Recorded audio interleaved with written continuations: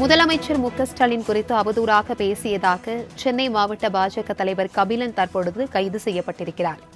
வியாசர்பாடியில் உள்ள வீட்டில் கபிலனை கைது செய்து போலீசார் தீவிர விசாரணையில் ஈடுபட்டு வருகின்றனர்.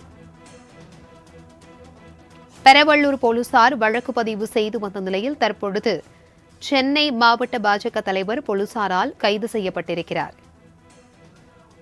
முதலமைச்சர் மு.க.ஸ்டாலின் குறித்து அவதூறாக பேசியதாக சென்னை மாவட்ட பாஜக தலைவர் கபிலன் கைது செய்யப்பட்டிருக்கிறார். இதுகுறித்தான கூடுதல் விவரங்களுடன் இணைகிறார் எமது செய்தியாளர் ராகவேந்தர். வணக்கம் ராகவேந்தர், இதுகுறித்தான முழு விவரம் என்ன? வணக்கம்.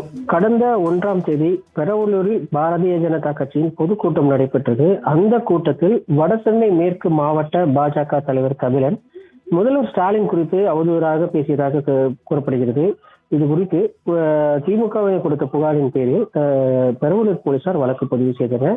அந்த வழக்கு பதிவு வழக்கில் இந்நிலையில் கபிலன் வீட்டிற்கு சென்று, கபிலன் வீடானது வியாசர்பாடியில் இருக்கிறது, வியாசர்பாடியில் சென்று அவரை கைது செய்து தற்போது பெரவள்ளூர் போலீசார் விசாரணை நடத்தி வருவதாக போலீசார் தரப்பில் தெரிவிக்கப்பட்டிருக்கு.